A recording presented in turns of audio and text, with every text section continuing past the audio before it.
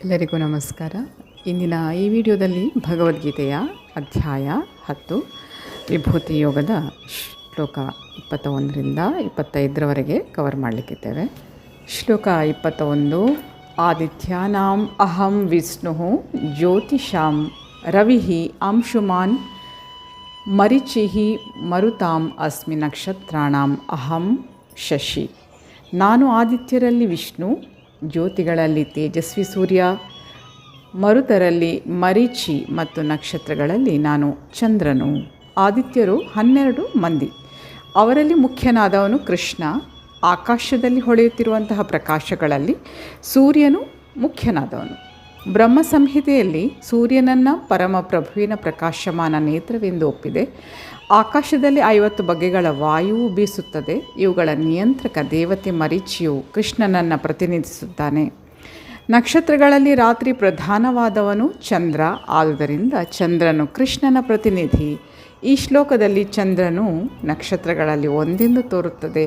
ಆದ್ದರಿಂದ ಆಕಾಶದಲ್ಲಿ ಮಿನುಗುವ ನಕ್ಷತ್ರಗಳು ಸಹ ಸೂರ್ಯನ ಬೆಳಕನ್ನು ಪ್ರತಿಫಲಿಸುತ್ತವೆ. ವಿಶ್ವದಲ್ಲಿ ಹಲವು ಸೂರ್ಯರಿದ್ದಾರೆ ಎನ್ನುವ ಊಹೆಯನ್ನು ವೇದ ಸಾಹಿತ್ಯವು ಒಪ್ಪುವುದಿಲ್ಲ. ಸೂರ್ಯನು ಒಬ್ಬನೇ. ಸೂರ್ಯನ ಪ್ರತಿಫಲನದಿಂದ ಚಂದ್ರನು ಬೆಳಗುವಂತೆಯೇ ನಕ್ಷತ್ರಗಳು ಬೆಳಗುತ್ತವೆ.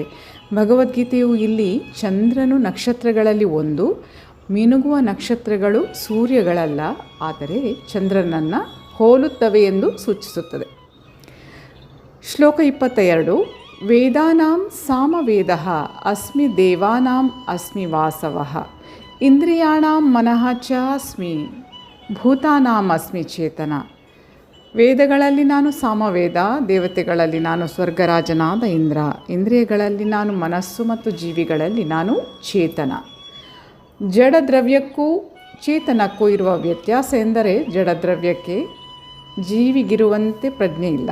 ಆದ್ದರಿಂದ ಈ ಪ್ರಜ್ಞೆಯು ಪರಮವಾದದ್ದು, ನಿತ್ಯವಾದದ್ದು. ಜಡದ್ರವ್ಯದ ಸಂಘಟನೆಯು ಪ್ರಜ್ಞೆಯನ್ನು ಉತ್ಪತ್ತಿ ಮಾಡಲಾರದು. ಶ್ಲೋಕ 23. ರುದ್ರಾಣಾಂ ಶಂಕರಃ ಚಾಸ್ಮಿ ವಿತ್ತ ಈಶಃ ಯಕ್ಷ ರಕ್ಷಸಾಂ ವಸೂನಾಂ ಪಾವಕಃ ಚಾಸ್ಮಿ ಮೇರುಃ ಶಿಖರಿಣಾಂ ಅಹಂ. ರುದ್ರರಲ್ಲಿ ನಾನು ಶಿವ, ಯಕ್ಷರಾಕ್ಷಸರಲ್ಲಿ ನಾನು ಕುಬೇರ, ವಸುಗಳಲ್ಲಿ ನಾನು ಅಗ್ನಿ ಮತ್ತು ಪರ್ವತಗಳಲ್ಲಿ ನಾನು ಮೇರು. ರುದ್ರರಲ್ಲಿ 11 ಮಂದಿ. ಇವರಲ್ಲಿ ಶಂಕರ ಅಥವಾ ಶಿವನು ಪ್ರಧಾನ. ಅವನು ವಿಶ್ವದಲ್ಲಿನ ತಮೋಗುಣದ ಹೊಣೆಯನ್ನು ವಹಿಸಿಕೊಂಡಿರುವಂತಹ ಪರಮ ಪ್ರಭುವಿನ ಅವತಾರ. ಯಕ್ಷರು ಮತ್ತು ರಾಕ್ಷಸರ ನಾಯಕ ಕುಬೇರ. ಅವನು ದೇವತೆಗಳ ಕೋಶಾಧಿಪತಿ ಮತ್ತು ಪರಮ ಪ್ರಭುವಿನ ಪ್ರತಿನಿಧಿ. ಮೇರುವು ಸಂಪನ್ಮೂಲಗಳ ಶ್ರೀಮಂತಿಕೆಗೆ ಹೆಸರಾದ ಪರ್ವತ. ಶ್ಲೋಕ 24. ಪುರೋದಸಾಂ ಚ ಮುಖ್ಯಂ ಮಾಂ ವಿದ್ಧಿ ಪಾರ್ಥ ಬೃಹಸ್ಪತಿಂ ಸೇನಾನಿನಾಂ ಅಹಂ ಸ್ಕಂದಃ ಸರಸಾಂ ಅಸ್ಮಿ ಸಾಗರಃ. ಅರ್ಜುನನೇ, ಪುರೋಹಿತರಲ್ಲಿ ನಾನು ಮುಖ್ಯನಾದ ಬೃಹಸ್ಪತಿಯನ್ನು ತಿಳಿದುಕೋ. ಸೇನಾಧಿಪತಿಗಳಲ್ಲಿ ನಾನು ಕಾರ್ತಿಕೇಯ ಮತ್ತು ಸರಸ್ಸುಗಳಲ್ಲಿ ನಾನು ಸಾಗರ. ಸ್ವರ್ಗಲೋಕಗಳ ಮುಖ್ಯ ದೇವತೆ ಇಂದ್ರ. ಅವನಿಗೆ ದೇವಲೋಕದ ರಾಜನೆಂದು ಹೆಸರು. ಆತನು ಆಳುವ ಲೋಕ ಇಂದ್ರ ಲೋಕ. ಬೃಹಸ್ಪತಿಯು ಇಂದ್ರನ ಪುರೋಹಿತ.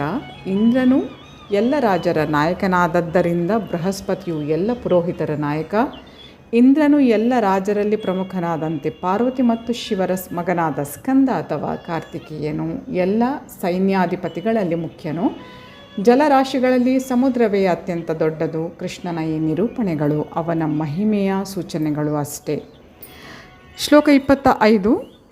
ಮಹಾ ಋಷೀಣಾಂ ಭೃಗುಃ ಅಹಂ ಗಿರಾಂ ಅಸ್ಮಿ ಏಕಂ ಅಕ್ಷರಂ ಯಜ್ಞಾನಾಂ ಜಪಯಜ್ಞಃ ಅಸ್ಮಿ ಸ್ಥಾವರಾಣಾಂ ಹಿಮಾಲಯಃ.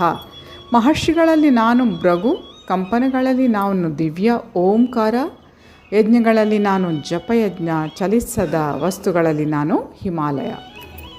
ವಿಶ್ವದ ಪ್ರಥಮ ಜೀವಿಯಾದ ಬ್ರಹ್ಮನು ವಿವಿಧ ವರ್ಗಗಳ ಸಂತಾನ ಪ್ರಸಾರಕ್ಕಾಗಿ ಹಲವರು ಪುತ್ರರನ್ನು ಸೃಷ್ಟಿಸಿದನು. ಈ ಗಂಡು ಮಕ್ಕಳಲ್ಲಿ ಭೃಗು ಅತ್ಯಂತ ಶಕ್ತ ಋಷಿ. ಎಲ್ಲ ದಿವ್ಯ ಮಂತ್ರಗಳಲ್ಲಿ ಓಂಕಾರವು ಕೃಷ್ಣನ ಪ್ರತಿನಿಧಿ. ಎಲ್ಲ ಯಜ್ಞಗಳಲ್ಲಿ ಹರೇ ಕೃಷ್ಣ ಕೃಷ್ಣ ಕೃಷ್ಣ ಹರೇ ಹರೇ, ಹರೇ ರಾಮ ರಾಮ ರಾಮ ಹರೇ ಹರೇ ಎಂಬ ಸಂಕೀರ್ತನೆಯು ಕೃಷ್ಣನ ಅತ್ಯಂತ ಪರಿಶುದ್ಧ ಪ್ರತಿನಿಧಿ. ಒಮ್ಮೊಮ್ಮೆ ಪಶು ಬಲಿಯನ್ನು ಕೊಡಬೇಕೆಂದು ಹೇಳುವುದುಂಟು. ಆದರೆ ಹರೇ ಕೃಷ್ಣ ಯಜ್ಞದಲ್ಲಿ ಹಿಂಸೆಯ ಪ್ರಶ್ನೆಯೇ ಇಲ್ಲ. ಅದು ಅತ್ಯಂತ ಸರಳವಾದದ್ದು ಮತ್ತು ಅತ್ಯಂತ ಪರಿಶುದ್ಧವಾದದ್ದು. ಲೋಕಗಳಲ್ಲಿ ಭವ್ಯವಾದದ್ದೆಲ್ಲ ಕೃಷ್ಣನ ಪ್ರತಿನಿಧಿ. ಆದುದರಿಂದ ಪ್ರಪಂಚದಲ್ಲಿ ಅತಿ ದೊಡ್ಡ ಪರ್ವತವಾದ ಹಿಮಾಲಯವು ಅವನ ಪ್ರತಿನಿಧಿ. ಹಿಂದಿನ ಶ್ಲೋಕದಲ್ಲಿ ಮೇರು ಪರ್ವತವನ್ನು ಹೆಸರಿಸಲಾಗಿತ್ತು. ಆದರೆ ಮೇರುವು ಒಮ್ಮೊಮ್ಮೆ ಚಲಿಸುತ್ತದೆ. ಹಿಮಾಲಯವು ಮೇರು ಪರ್ವತಕ್ಕಿಂತ ಶ್ರೇಷ್ಠವಾದದ್ದು ಎಂದು ಹೇಳಲಾಗಿದೆ. ಮೈ ಡಿಯರ್ ಫ್ರೆಂಡ್ಸ್, ಮುಂದಿನ ಶ್ಲೋಕಗಳನ್ನು ಮುಂದಿನ ವಿಡಿಯೋದ ಮೂಲಕ ತಮ್ಮ ಮುಂದಿಡ್ತೇನೆ. ಅಲ್ಲಿಯವರೆಗೆ ಧನ್ಯವಾದಗಳು. Please take care. Have a good day. ಜೈ ಶಿವಶಕ್ತಿ, ಜೈ ಮಾ ಕಾಳಿ, ಜೈ ಶ್ರೀಕೃಷ್ಣ. ಶ್ರೀಕೃಷ್ಣ ಅರ್ಪಣಮಸ್ತು. Thank you.